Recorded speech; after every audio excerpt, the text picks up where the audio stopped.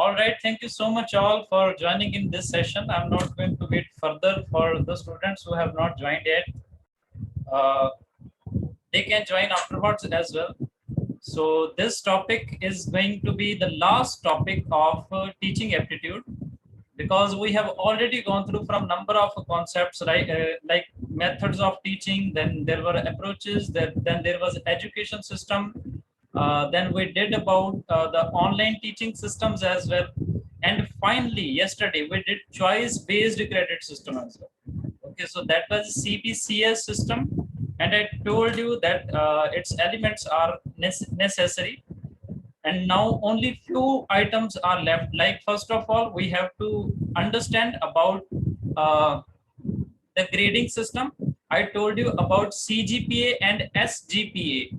Today I shall explain these in somewhat detail so that you are able to understand how the calculation of SGPA and CGPA is done. Okay, because I am sure that number of students would not know how these are calculated. Okay, and after that only one topic shall left, to which we have assigned the day of Monday.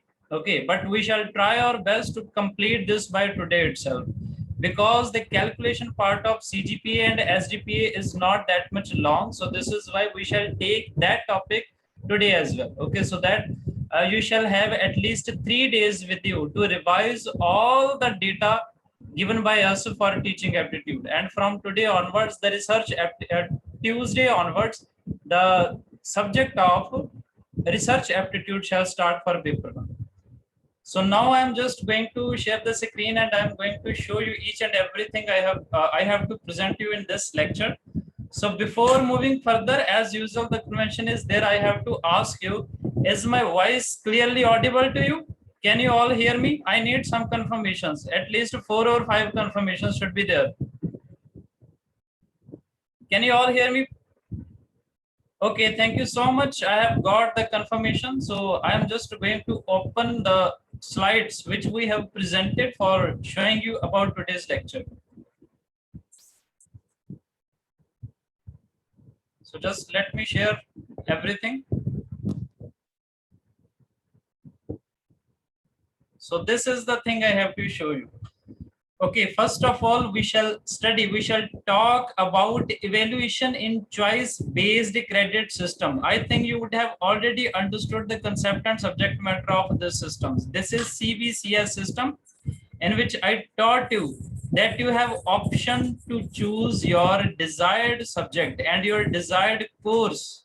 Okay, you can easily choose your course. You can easily choose your interested subject along with any stream, and number of recognized universities and institutions under university grant are offering these kind of systems, and the evaluation is done on a semester basis. We have already gone through from elements of CBCS system.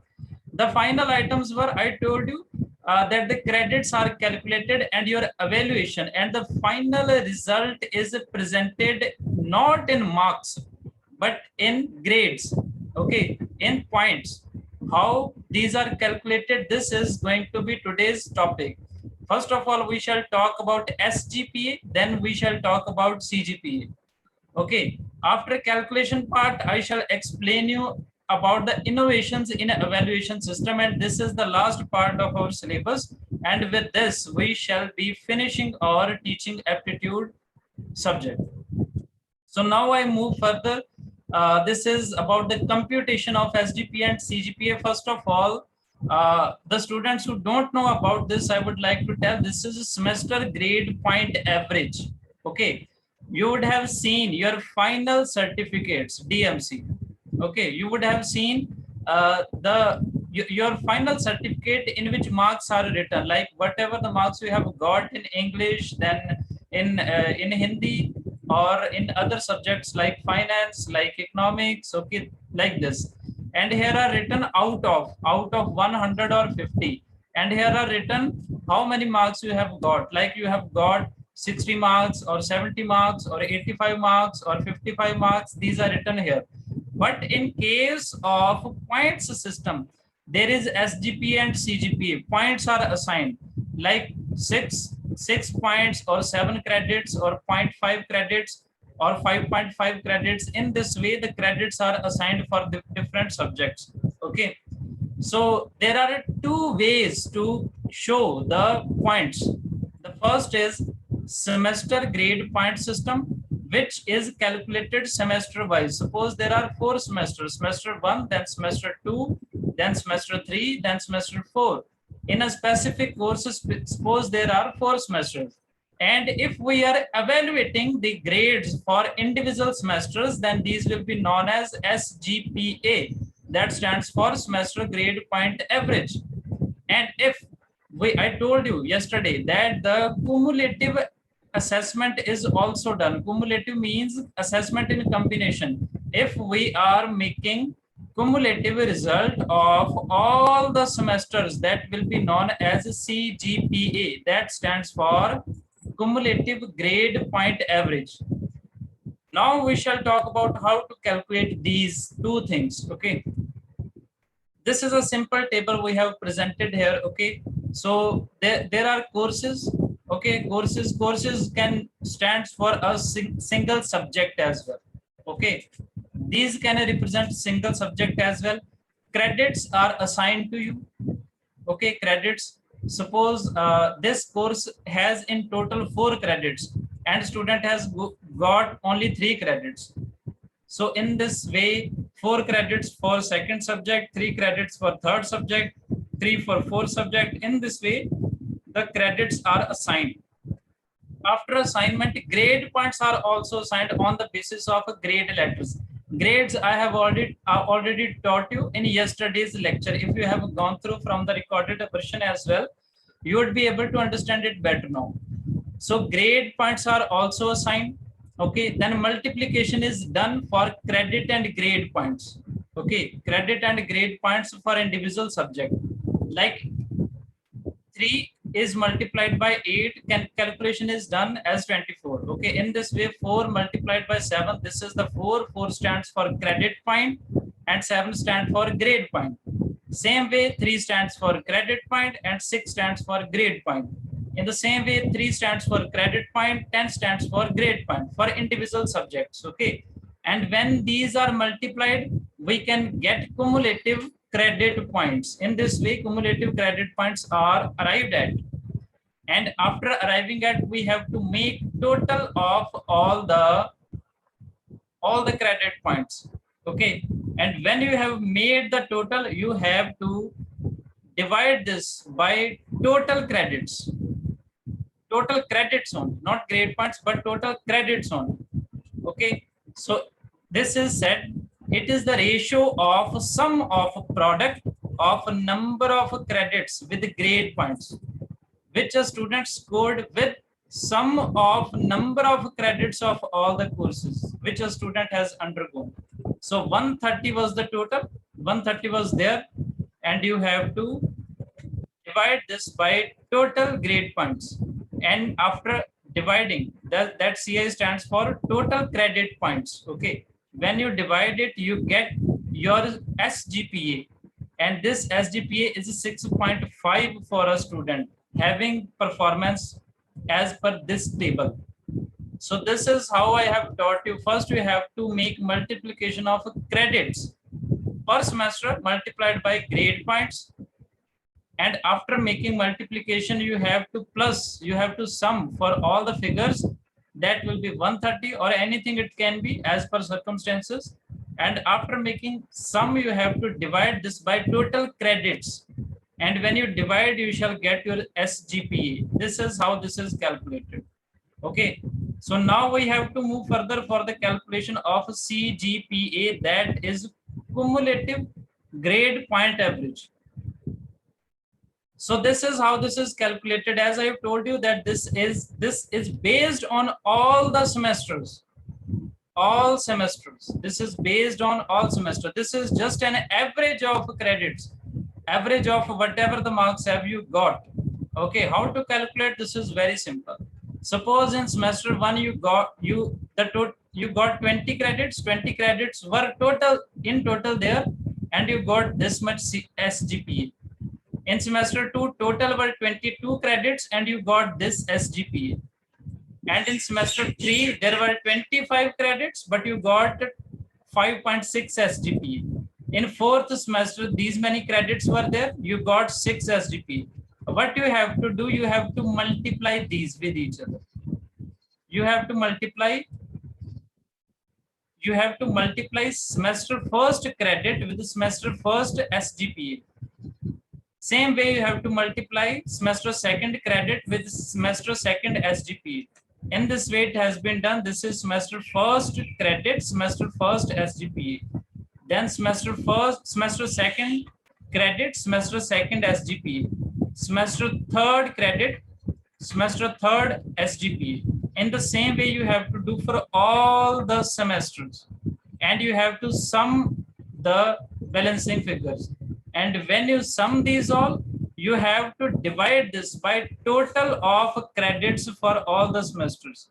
Okay, like 20 plus 22 plus 25 plus 26, 26 plus 25. In this way, after finding this equation, you have to divide by 144 and the resultant figure will be your CGPA. This is cumulative grade point average. So in this way here the formula has been written, and this concept, I think it was easy to understand. Although its probability is low, but still you had to understand about this, because the new and current evaluation system, the topic given in our syllabus is CBCS. Okay, this is choice based credit system, and SGPA and CGPA is a very necessary part of this system. This is why we thought it necessary to make you understand about these two items as well, because in case the question is asked, then you must know formula how to calculate this. Although the long practical shall not be asked, but just in order to make you understand the concept, I have taught you in a mathematical way. So this is how the SGPA and CGPA is calculated. Now we have to move further for innovations in evaluation system. Nowadays evaluation system, or there are number of advancements, number of developments by which you have to go through. Okay, and these are just key terms or terminologies.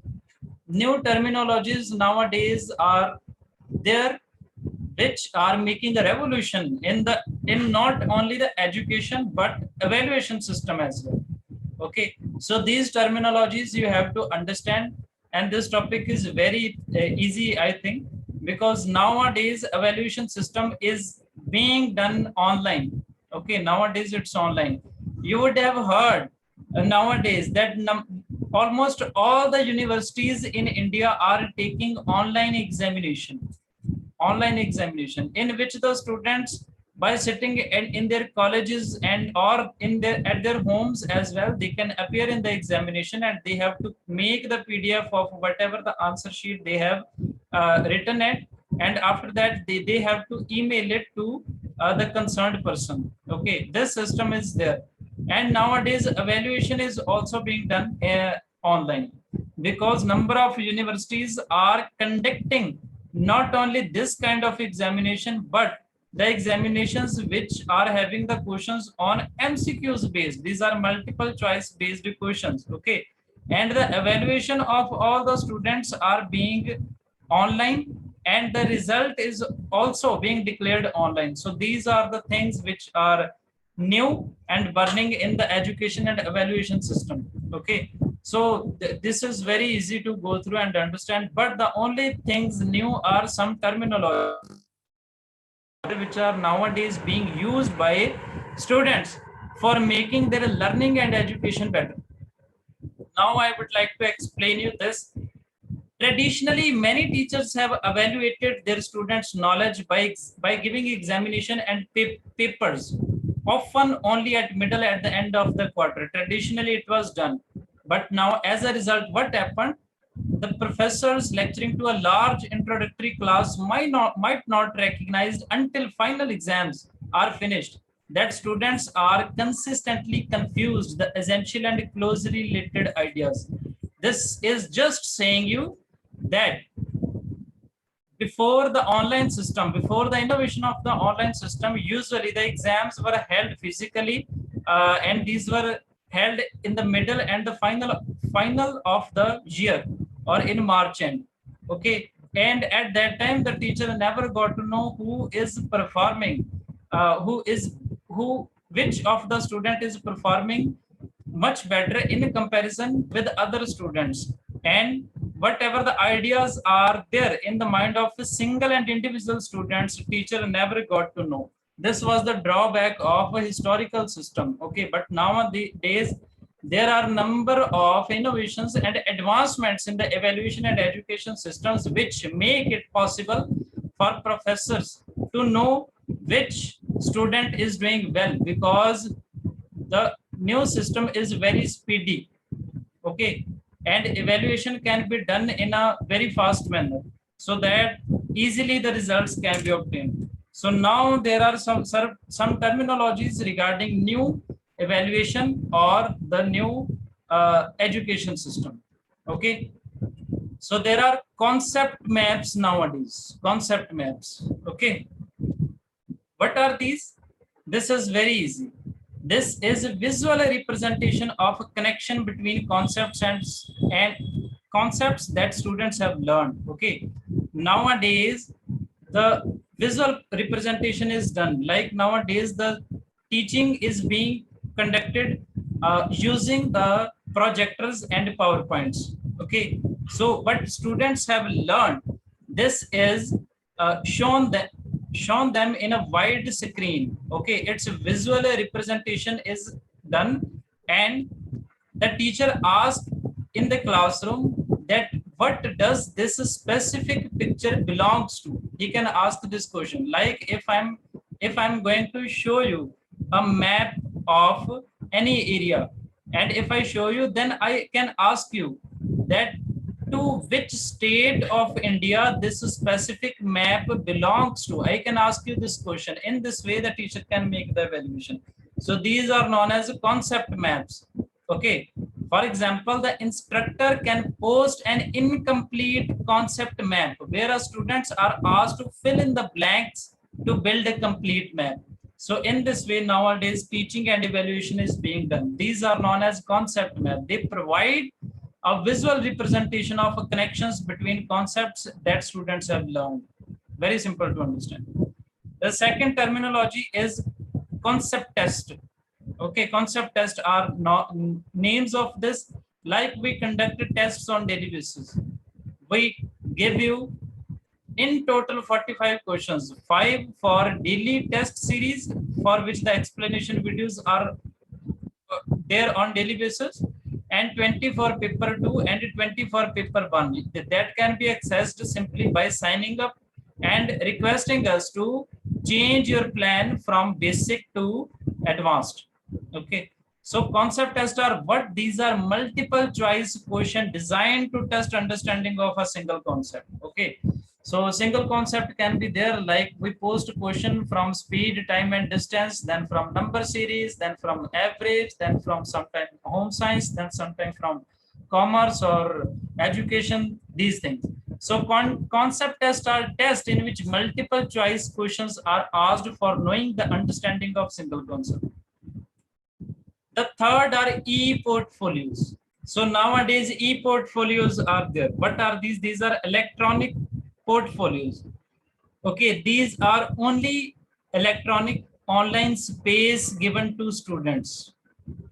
Online spaces are there in which they can store anything they wish relating to their study.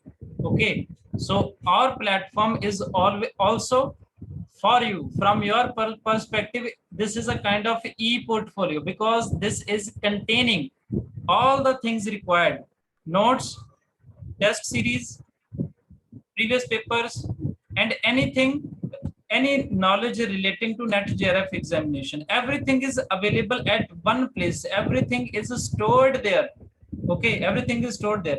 You can access by having a unique ID and password which you create yourself. So this is an e-portfolio for you. Okay, so e-portfolio is an online space where students can store, organize artifacts that have produced in the course, such as written assignment, images, videos, and so on. This is just an online space.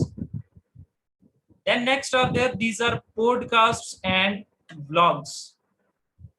Podcast and vlogs. These are known as vlogs, not blogs, but vlogs. Okay. What are these? Nowadays, evaluations are being done on the basis of submission, online submission of different items by students. Okay. Nowadays, students have to submit their assignments, submit their reports, submit their analysis diagrams digitally to their teachers or their evaluators. So this system is known as podcast and vlogs. Okay, so a podcast of a blog and vlog project encourages students to take their identification, analysis, reports, diagrams to real world digital level by creating a visual verbal file. Okay, in this, a visual verbal file is created for submission that activates and authenticates their learning. How authenticates? Because when teacher checks it, then he authenticates whether student has performed well or not. And this can be done individually and collaboratively as well. So this system is known as podcast and vlogs, in which what you wish to represent, you create the visual or verbal file of that. That can be in PDF format, then can be in PPT format or any format, or image format, or in audio format as well. And you have to submit it to your concerned authorities. This system is known as this name. The next are talk show performance. This is just an e-classroom. Sometime if I'm not taking the regular class, but I just join you all in the classroom and I ask you to discuss with each other, then this system will be known as talk show performance. This is simple example of that. Okay, so this is just an interactive, live, or a recorded discussion. Okay, a talk show performance is an authentic version of the more traditional in-class presentation, as it directs students to take on and embody their learning for an interactive, live, or a recorded discussion. So this is how this is being done. Nowadays, study discussions are being conducted online, via online. Okay, you can see me, I can see you, then we can discuss with each other, and not only one-to-one. I can join more than 100 students as well in one time. Okay, and I can make anyone to talk to me. I can allow anyone to show their faces. I can allow anyone to unmute their audio and they can talk to me. After they have talked to me, then we can allow someone else to discuss and to keep their point of view. So these are called talk show performances. This is nowadays. And how the evaluation is done, the teacher also joins the discussion and he sees how the students are performing for discussing their point of view. In this way, nowadays, you can now imagine that how advanced level of study we are experiencing right now. Then minute paper. Okay, so this is also a very simple system of evaluation. Students are just given cue cards. You would have heard the name of cue cards. Okay, these are held for some major examination like language examination as well. These are done. Students have to write their responses on the cards, and they have to show to their teachers what they think about a certain concept. Okay, when they show that, then the teacher can easily evaluate whether the response of a student is right or wrong. So this is very simple thing. Pose 1 to 2 questions in which student identify the most significant thing they have learned from given lecture, discussion, or assignment. So first of all, what is done? Lecture is given or discussion is given, assignment is given.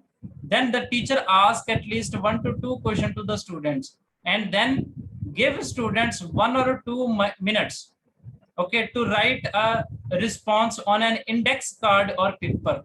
So they can write their responses. Then what you have to do, you have to collect their responses and look them over quickly. Their answers can help you to determine if they are successfully identifying what you view as most important.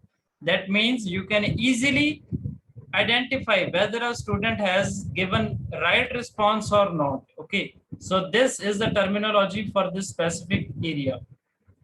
So the next is, this is artificial intelligence. Nowadays, this is widely being used in the developed nations for not only education but evaluation system as well.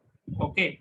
Nowadays, there is a system of automated scoring where scoring is done automatically. Okay. Student just have to appear in the examination. Although the results are declared after 10 days. I give you a very simple example. Okay, the examination of NET, SET, or GRF exam. This examination is held in all over India. Lakhs of students appear in the examination. Lakhs of students, and the exam is completely online. Okay, you would be given a separate PC in which an image will be there for the questions, and you have to answer. You would be sitting on a specific chair, and after answer you have to submit, and you have to responses. Okay, after that you have to leave and you shall come back to your home. This is done after exactly 10 to 12 days. Nowadays, this is the experience nowadays. After 10 to 12 days, the result is declared. How is this possible that the students which are appearing in lakhs of numbers, okay, but the result is calculated that much fastly? How this is possible? This is just possible due to this system. This is the new era of calculation or evaluation of a student's performance, because this is a software system which performs the automated scoring, okay, and automated grading system for students assignments. So this is how the things are now being done. Then just in time teaching, okay, this is a very new thing, okay, in which before beginning the classroom, the teacher has to ask the student some question. Like I ask you sometime while opening the new class for the next day, I ask you some question and I evaluate whether you have learned or not. On the basis of that, I make up my ideas how I shall begin further. So just in time teaching actively engage student learning new material and gives instructor information on students existing knowledge. So first of all, teacher checks the existing knowledge before teaching on the topic begins. Just before he starts his topic, he has to check the existing knowledge of the student. And first of all, the students are asked to respond to web-based set of questions, usually open-ended thought questions or exercises about new material. So a teacher gets to know whether they have any prior knowledge for this specific concept of or not. Then after reviewing the student's submission, the instructor adjusts teaching activities to meaningfully address students' shortcoming. Okay. So in this way, by taking into account what students have submitted, then the teacher can make his next teaching ideas. How well and how does he has to perform in the classroom. So this is known as the concept of just-in-time teaching. Then there are assessment rubrics. This is also a terminology for the new education and evaluation system. What is this? This is a rubric for assessment, also called as a scoring guide. This is a scoring guide. This tells you for which criteria or which standard, how many marks should be there or how many scores should be there. For different criteria, like if a student is opting only for 2 subjects, how many scores shall be there? What should be credits for this? If he is appearing for some additional subject, how many credits should be there? So this is known as assessment rubrics. Okay, this is a tool used to interpret and grade students on any kind of work against any criteria and standard. Okay, when a teacher makes up his scoring guide in a way that he can assign scores on the basis of different criteria, then this system is known as assessment rubrics. Okay, so in the middle of the semester, if a student chooses some other subjects and leaves one subject, then immediately the teacher or the evaluator has to change the criteria and standard for his next course. So this is known as assessment rubrics. Then use of technology. Nowadays technology is there. This is widely being used. Okay, that you all know. We have talked about this in a very detailed manner. Like there are synchronous learning, semi-synchronous, means collaborative learning, blended learning, flipped classrooms. These are the technological interventions nowadays for education and evaluation. A very good example and best example we have already gone through, this was a MOOC system. Okay, MOOC system is a technological interventions nowadays provided through SWAYAM. This is a window of opportunity for lifelong learning, and it makes learning management system very easy and possible. So in this way, I hope you would have got each and every knowledge regarding everything.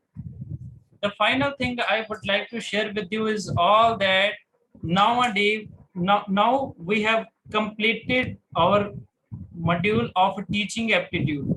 Okay, what you have to do, some students are having the access to personal computers or laptops. Okay, so they can easily go through from that. Otherwise, we do not suggest you to study directly from mobile.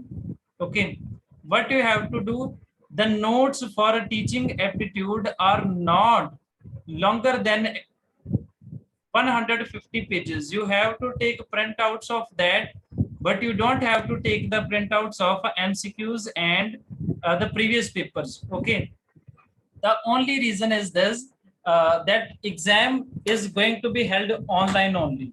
Okay, so only online format planning should be there.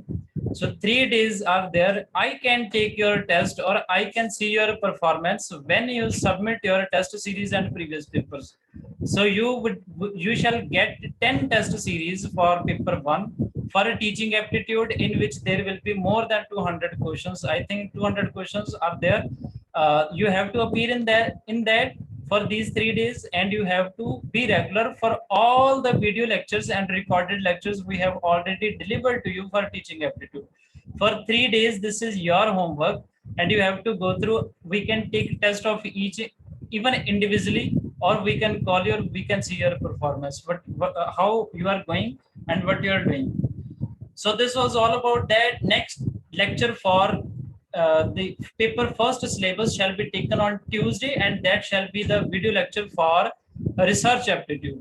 Okay, so for these 3 days you have to study what I am telling to you right now. And some students were asking the question how to access the test. See, this is very simple process. I'm again telling you. The only thing you have to do is to sign up on the gursur.com. You have to create your own ID and password. After creating that, you just have to message us.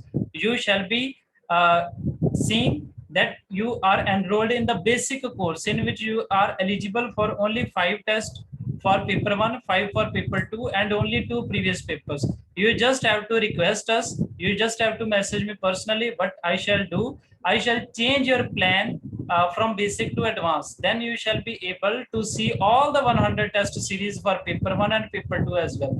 This is free of cost for you, I'm telling you, because you are a student of my regular batch, and I need your very good results, because your success is our success.